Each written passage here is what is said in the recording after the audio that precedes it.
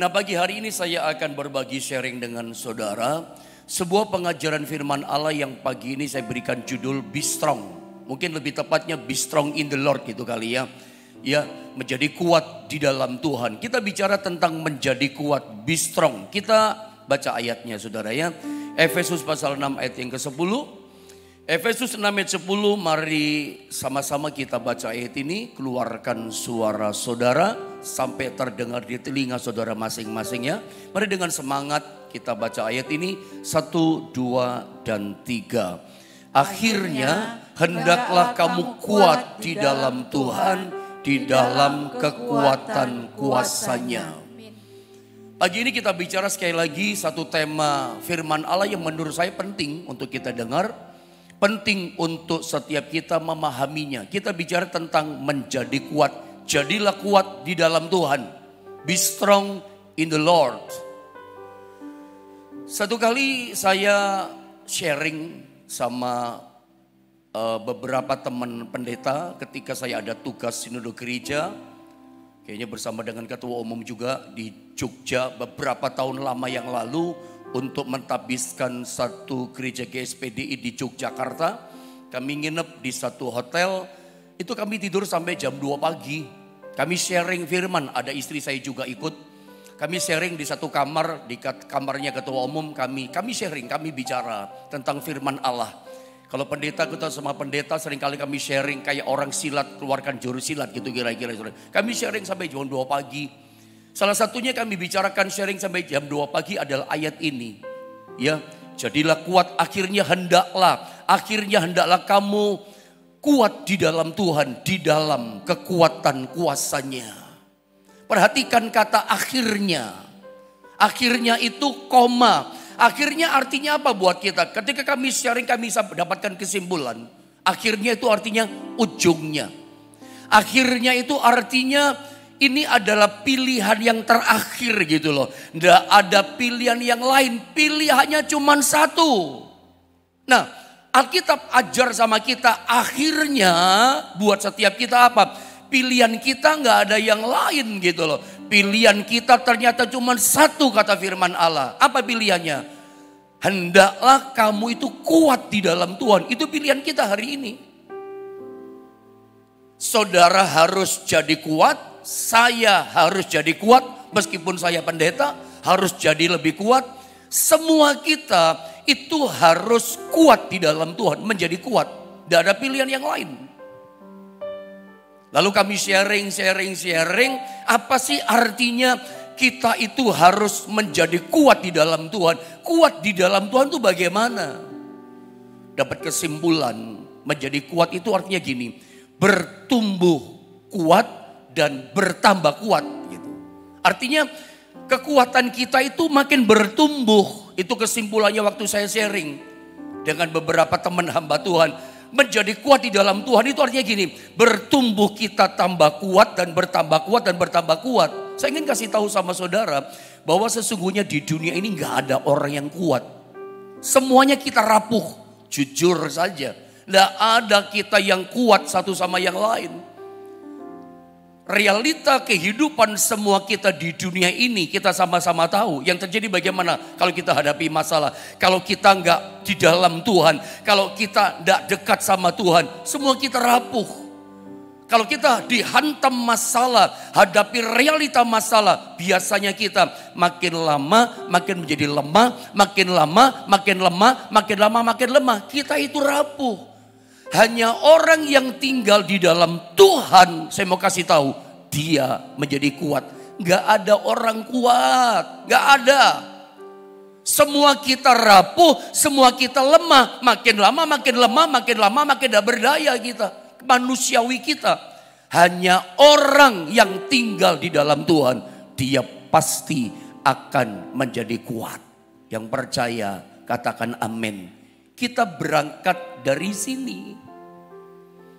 Makanya ayat ini mengajar kepada kita. Kita itu harus menjadi kuat di dalam Tuhan.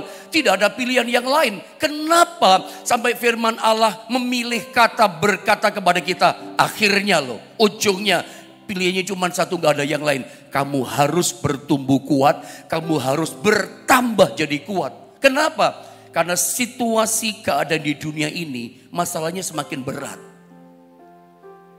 Coba Anda menoleh kilas balik ke belakang. Kalau saya boleh ngomong gini, kita yang umurnya di atas 40 tahun atau ginilah, 40 tahun, 50 tahun ke atas, 60 tahun ke atas sampai 70 tahun terus ke atas. Apa yang Anda lihat kalau menoleh ke belakang puluhan tahun ke belakang saudara? Anda melihat masalah, saya suka bilang tahun 70-an. Masalah yang pernah kita hadapi, tantangan-tantangan yang berat yang ada di umur 70 tahunan lebih. Masalah yang tahun 80-an yang Anda hadapi tahun 70-an. Masalah-masalah yang Anda hadapi di tahun berapa saudara? 80-an, 90-an. Itu enggak sama dengan masalah, tantangan, kesulitan, krisis yang kita hadapi di era ini, di zaman ini 2024. Beda jauh. Makanya selalu saya ajarkan sama saudara tentang iman bertambah kuat. Kita nggak bisa pakai iman tahun 70-an. Kita tidak bisa pakai iman tahun 80-an, 90-an. Hadapi masalah, tantangan zaman sekarang di era ini. Kenapa nggak bisa pendeta?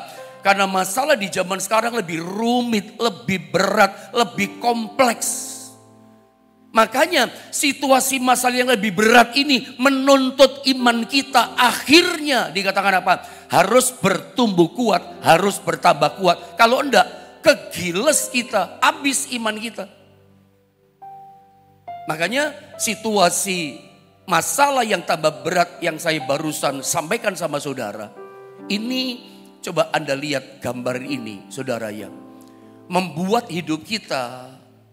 Anda setuju gak dengan statement saya ini? Membuat hidup kita mengalami tekanan kehidupan yang semakin hari semakin berat. Sampai rasanya gak kuat. Itu kan yang terjadi. Rasanya kita gak mampu hadapi hidup ini. Makanya sampai saya katakan gak bisa zaman sekarang kita pakai iman yang tempo, yang lalu, yang dulu-dulu. Makanya iman kita setiap hari, setiap tahun, setiap bulan harus bertumbuh kuat, harus bertambah kuat. Kalau enggak, tertindih, kita tertekan. Anda lihat coba sekitar kita. Bukankah kita banyak melihat orang Kristen dia, anak Tuhan dia. Mungkin dia terlibat dalam pelayanan. Tapi hidupnya tertindih dengan beban yang berat. Kayak lagu rohani Kristen zaman dulu. Tertindih dengan beban berat. Itu kan lagu zaman dulu kan. Tapi lagu itu realita hidup. Ada banyak dia orang Kristen, percaya Tuhan kamu, percaya. Tapi dia jalani kepercayaan kekristenannya dengan tertindih, dengan beban yang berat. Itu yang terjadi. Karena situasi, tekanan hidup yang membuat kita semakin berat, semakin berat. Makanya saya tulis statement berikutnya. Anda lihat, tekanan hidup yang semakin berat, itu menuntut kita. Tekanan ini loh, masalah yang di era ini yang semakin berat. Beda dengan puluhan tahun di belakang kita. Kalau kita kilas balik, itu kayaknya menjadi tuntutan buat kita. Atau bahasa saya begini, memaksa kita, menuntut kita, memaksa kita bahwa kita harus bertumbuh dan bertambah kuat iman kita, rohani kita di dalam Tuhan. Kenapa begitu? Ya kalau Anda tidak serius, Anda menganggap remeh, enggak perlulah bertumbuh kuat, bertambah kuat iman saya. Ya Anda akan jalani hidupmu dengan ngos-ngosan rohanimu. Anda saya pastikan akan jalani kekristenan dengan tertindih, dengan beban yang berat. Bungkuk iman saudara. Nggak bisa lihat atas, lihat beban terus hidup masalah. Yang harusnya Anda nggak pikul, Anda pikul juga. Karena ada banyak hal sisi yang kita nggak paham. Nggak cukup waktu kita. Makanya situasi yang semakin rumit, kompleks masalah ini, itu memang memaksa kita sih. Menuntut kita harus, saya katakan harus bertambah dan bertumbuh kuat kita. Kalau enggak tertindih sama beban berat. Stres, kita lihat sekitar kita, lalu orang jadi putus asa. Orang jadi frustasi. Orang kemudian menyerah saudara. Dengan tertindih beban yang berat tadi, dia menyerah dengan keadaan. Saya pernah enggak cerita sama saudara gambar ini sama saudara? Coba lihat. Kalau tidak salah ya, tahun 2020 seingat saya sih. Saya cuma ingatnya sedikit. Tahun 2020 mungkin di bulan Mei. Awal-awal bulan Mei gak sampai pertengahan di masa-masa masih pandemi corona delta itu ya. Tiba-tiba saya terkejut ketika searching berita di Google tentang perkembangan gereja Tuhan di dunia. Tiap hari saya searching perkembangan gereja, pelayanan. Termasuk di YouTube saya juga sering lihat tentang perkembangan gereja. Satu kali di masa pandemi 2020 itu pada masa bulan Mei itu awal-awal lah gak sampai pertengahan. Terkejut saya. Ada seorang pastor pendeta bernama Darren Patrick dari Sikos di Amerika menggembalakan satu gereja yang mega church. Ya, kalau nggak salah gerejanya namanya The Journey di Missouri di Amerika di Sikos. Dia itu dinyatakan rest in peace. Dia meninggal dunia dengan damai katanya. Saya kaget, saya terkejut karena hamba Tuhan ini menggembalakan sebuah gereja yang cukup besar, cukup ternama, terkenal di dunia ini. Pengajaran-pengajarannya luar biasa. Terkejutnya saya membuat saya mengejar. Penasaran dong saya sama hamba Tuhan. Saya kejar, saya coba cari beritanya. Kenapa meninggal, sakit apa? Kena corona kah? Di masa itu kan mati terinfeksi corona kah? Ternyata enggak. Ya mungkin dengan cepat saja supaya tidak berkepanjangan. Dia ditemukan tergeletak di kamarnya dengan luka tembakan di badannya. Mungkin di kepalanya kalau nggak salah, luka tembak. Terus tertembak berarti kasus pembunuhan menurut saya waktu itu. Saya belum tahu. Tapi dengan berjalannya waktu ketika para medis dokter memvisum, hasil medis visum menyatakan si pendeta Pastor Darren Patrick dinyatakan medis. Para visum tadi menyatakan pendeta ini mati bunuh diri. Wah, kaget dunia gereja termasuk saya. Loh, pendeta menggembalakan di sebuah gereja besar mega church. The Journey nama gerejanya. Kok mati bunuh diri? Ini kan menggoncangkan dunia kekristenan. Usut punya usut, banyak wawancara. Ketika sudah mulai tenang kuat istri anaknya. Anak diwawancara, istri diwawancara. Akhirnya saya menemukan begini. Istrinya berkata, saya tidak menduga suami saya mati bunuh diri. Suami saya tahu betul dia seorang yang cinta Tuhan. Seorang yang mengalami pribadi Tuhan dengan luar biasa, pengenalan akan Tuhan. Saya bisa melihat Tuhan, mengenal Tuhan, kata istrinya. Itu karena suami saya lihat hidup suami saya.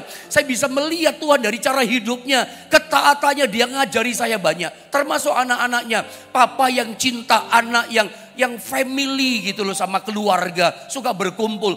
Tapi aneh, kenapa sampai mati bunuh diri? Istrinya berkata, karena gak kuat hadapi tekanan yang berat dalam dunia pelayanan di masa pandemi itu. Kan Amerika juga kena pandemi kan. Karena beratnya tekanan pelayanan. Di sini Anda gini loh. Bukan saya minta memelas sama saudara. No, bukan itu. Anda mesti menyadari dalam dunia seorang hamba Tuhan, seorang gembala sidang. Bukan saya memelas minta belas kasihan sama saudara. No, tidak. Tapi Anda mesti memahami seorang gembala, seorang hamba Tuhan dalam kesendiriannya. Ketika dia hadapi pergumulan. Kalau Anda jemaat punya masalah, ada jemaat punya kesulitan. Anda bisa datang sama pendeta gembalamu. Pak Gembala tolong doakan saya. Kenapa Pak? Kenapa Bu? Masalahmu apa? Ini loh masalahku Pak Pendeta. Ada cerita yang di hati yang berat. Ada ceritakan. Setelah ada cerita enteng. Betul tidak? Setelah Anda dikonselingi sama hamba Tuhanmu, sama gembalamu, ada rasa ringan bebanmu. Semua yang terganjal Anda tumpahkan. Lalu pendeta kasih solusi, kasih nasihat firman Allah. Anda didoakan, Anda jadi kuat. Sampai Anda menang, dapat jalan keluar, dipulihkan, sembuh, diangkat kembali hidup saudara. Anda bisa datang minta kekuatan sama hamba Tuhan. Saya mau tanya, kalau hamba Tuhan, pendeta kayak saya, kayak Darren Patrick, ketika tertekan oleh kesulitan masalah, namanya juga pendeta juga masih manusia. Dalam kesendirian hadapi pergumulan hidup, dia mau datang sama siapa? Kan cuma sama Tuhan yang tidak kelihatan. Gembala kayak saya masa ngomong sama jemaat, jemaat bantu doa saya ya, saya punya masalah. Tidak etis kan? Jemaat berkata apa?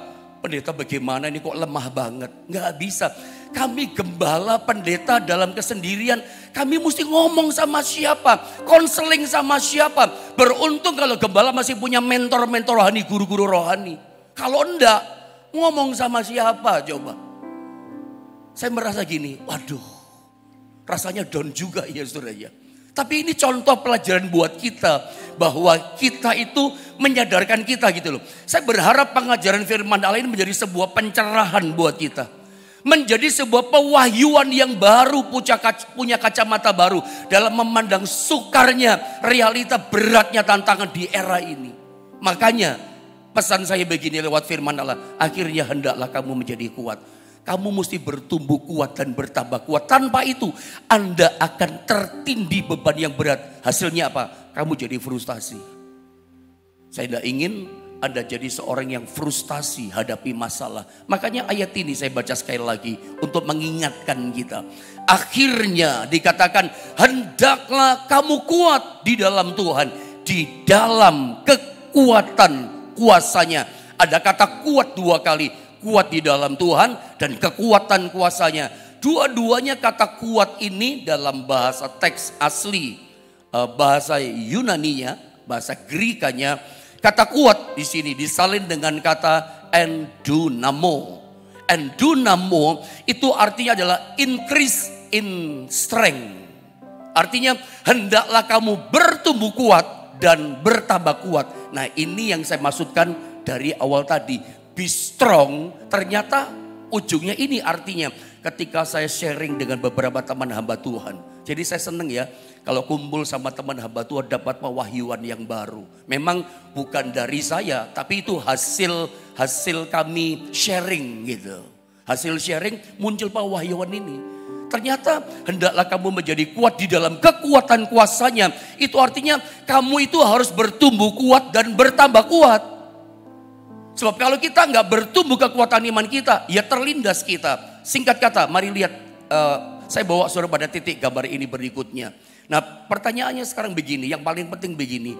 Bagaimana caranya supaya Tuhan itu membuat kita itu bisa semakin bertambah kuat dan bertumbuh kuat?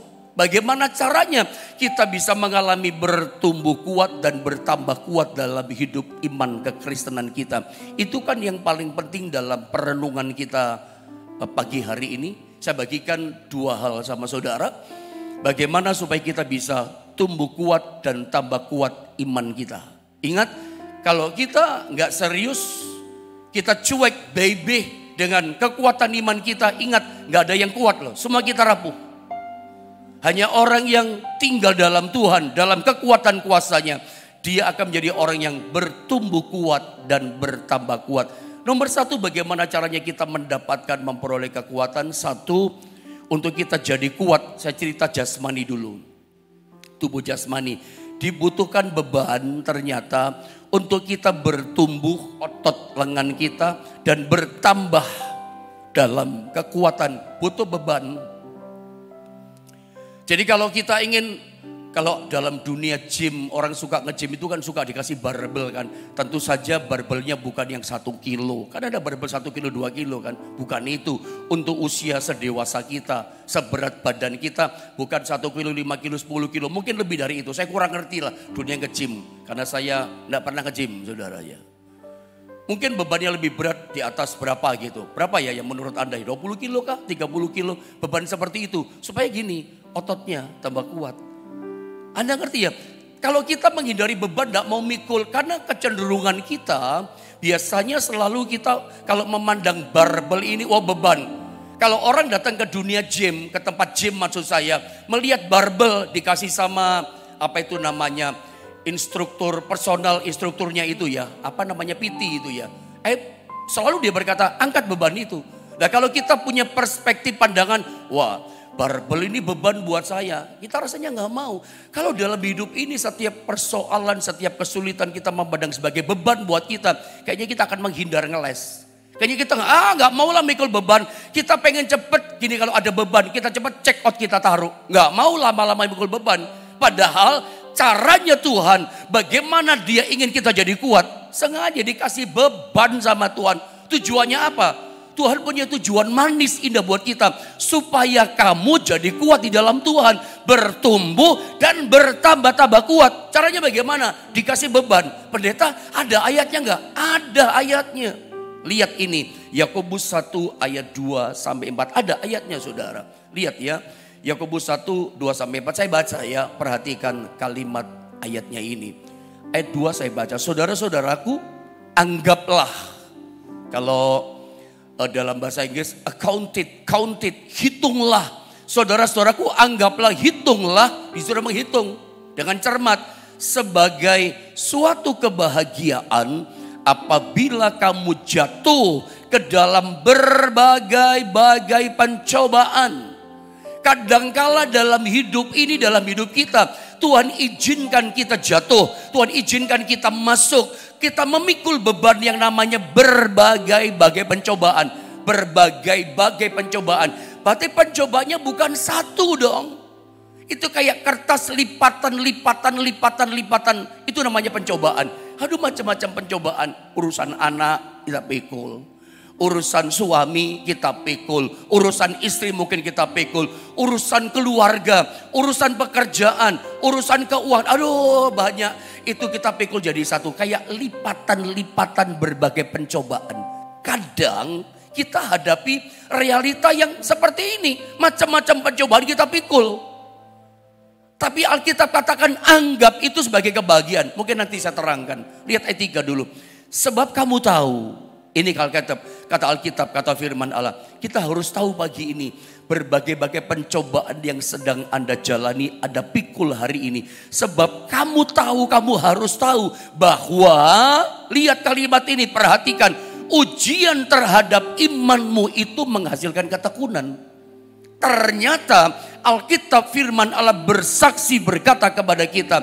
Berbagai-bagai pencobaan yang kita pikul, kita hadapi. Itu di mata Tuhan, itu sebagai ujian iman bagi setiap kita. Saya ulang, ternyata yang kita pikir pencobaan jadi beban buat kita. Bagi Tuhan bukan beban. Pencobaan, kesulitan, krisis kehidupan, macam-macam kesukaran pencobaan kita hadapi. Di mata kita, dalam perspektif kita, ini beban buat saya nggak mau, kita menghindar. Tapi di mata Tuhan, itu bukan beban. Itu sebuah ujian iman di mata Tuhan untuk setiap kita. Tuhan yang kasih beban sebagai apa? Ini ujian buat kamu. Supaya apa? Supaya kita jadi orang Kristen yang tekun. Ayat 4. Ini yang kita mau kan ayat yang keempat. Semua orang Kristen pengen ngalami ayat yang keempat. Termasuk saya, termasuk Anda. Semua kita pengen menghasilkan mengalami hidup di ayat yang keempat. Apa itu ayat 4? Dan biarkanlah ketekunan. Kita pengen jadi orang Kristen yang tekun kan? Yang tahan banting itu tekun. Hadapi masalah tekun, itu tahan banting. Hadapi kesukaran, tetap tekun melayani, tetap tekun cari Tuhan. Terus, ketekunanmu itu memperoleh buah yang matang. Buah yang matang. Tentu kita pengen kan hidup Kristen kita ikut Tuhan. Kita mengeluarkan buah yang matang, buah yang manis. Hidup Kristen kita bukan cuma bertumbuh. Berbuah, sampai berbuah. Banyak orang Kristen itu sesat dalam pertumbuhan. Pertumbuhan yang sesat. Yang dia cari bertumbuh. Kadang-kala di gereja diajarkan bertumbuh terus sampai kita lupa hidup kita harus berbuah. Tujuan kekristenan kita bukan cuma mandek stop berhenti pada bertumbuh. Saya ingatkan. Makanya gak heran dia.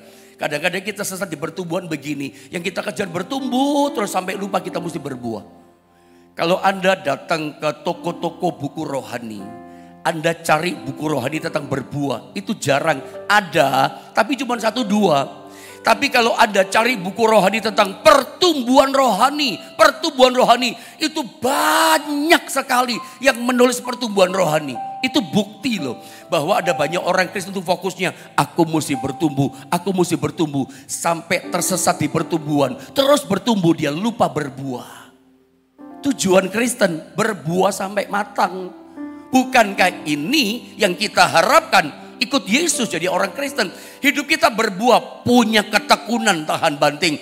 Dan hidup kita mengeluarkan buah. Buah roh keluar. Buah pertobatan keluar. Buah pelayanan kita pun kelihatan. Orang bisa lihat, wah pertumbuhan imannya berbuah. Sekarang dia sudah bisa melayani. melayani pekerjaan Tuhan itu buah.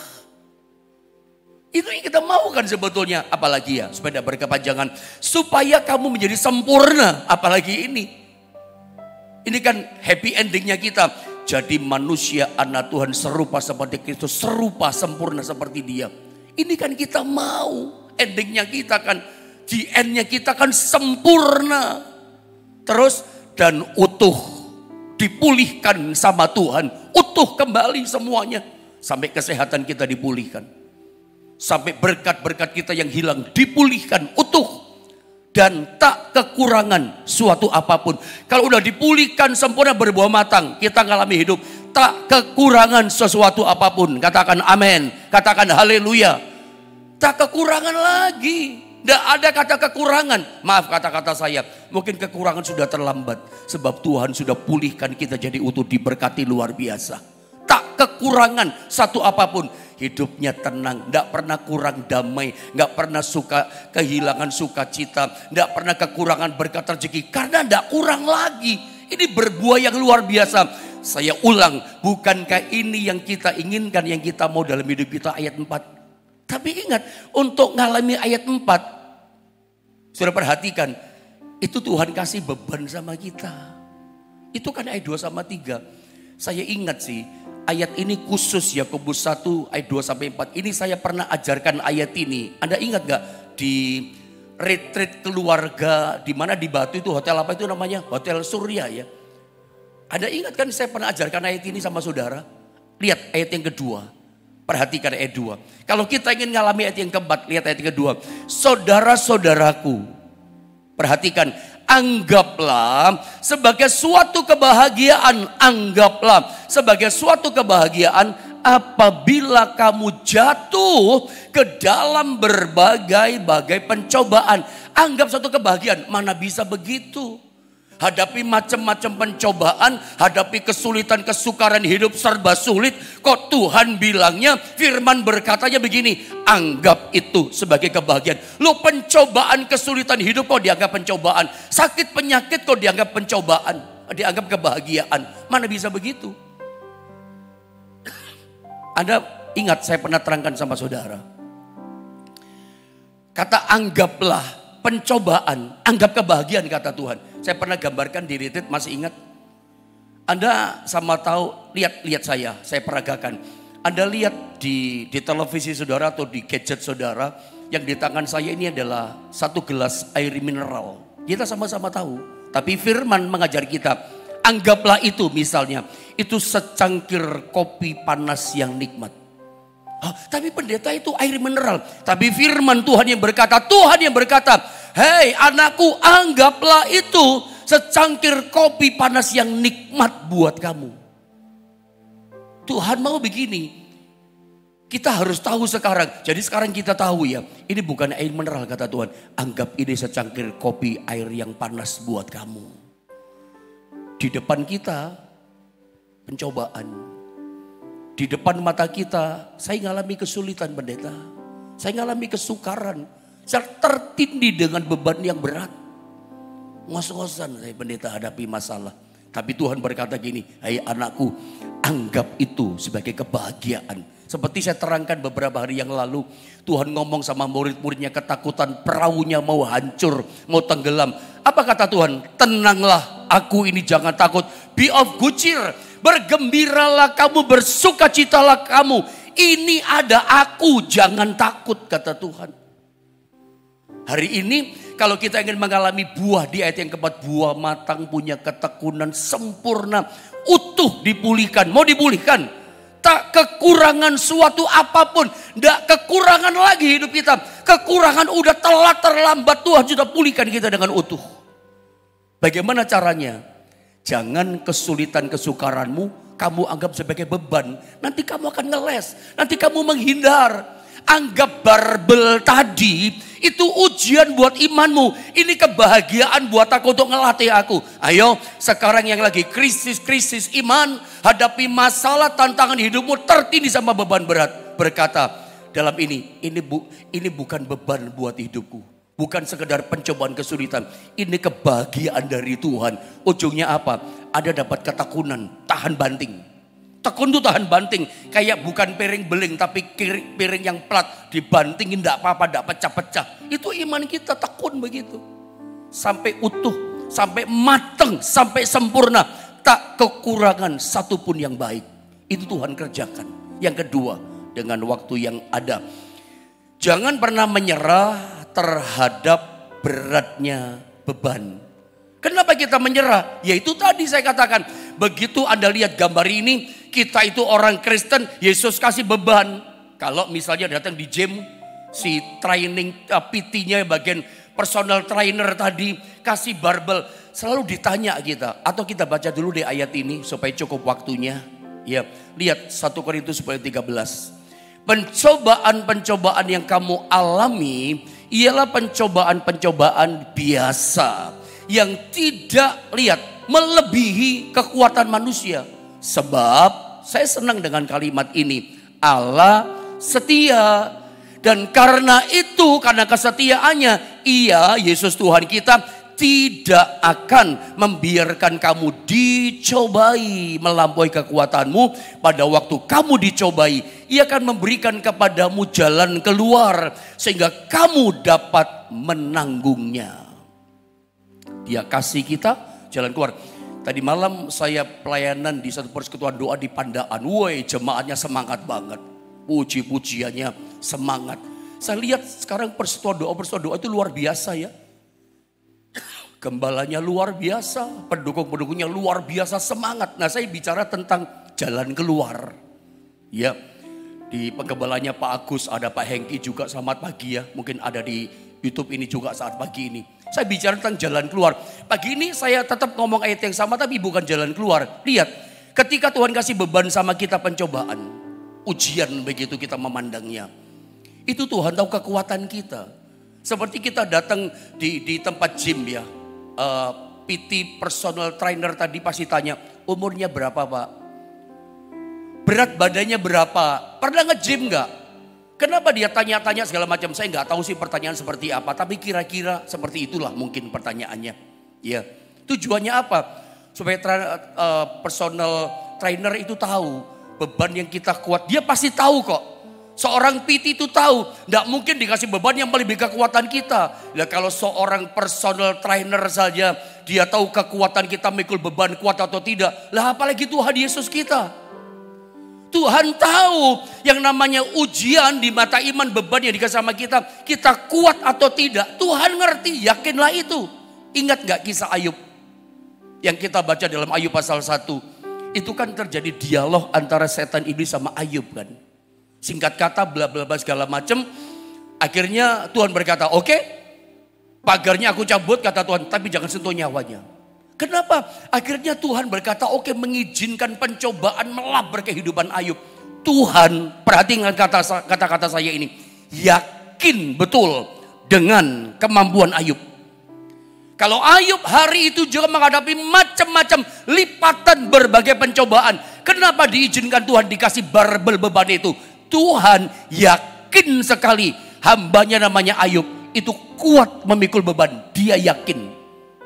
Seperti itulah seorang personal trainer itu tahu bahwa profesional itu trainer itu tahu gini, dia kuat mikul beban ini, mampu, yakin barbel kuat. Lah apalagi Tuhan, dia yakin kita kuat.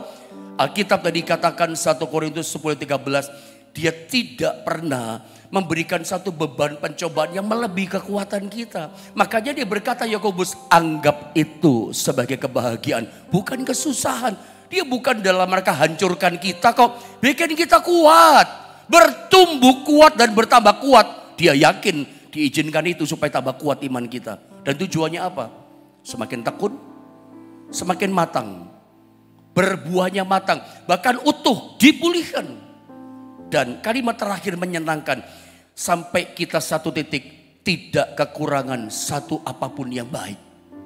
Ujungnya kita lihat kebaikan kan.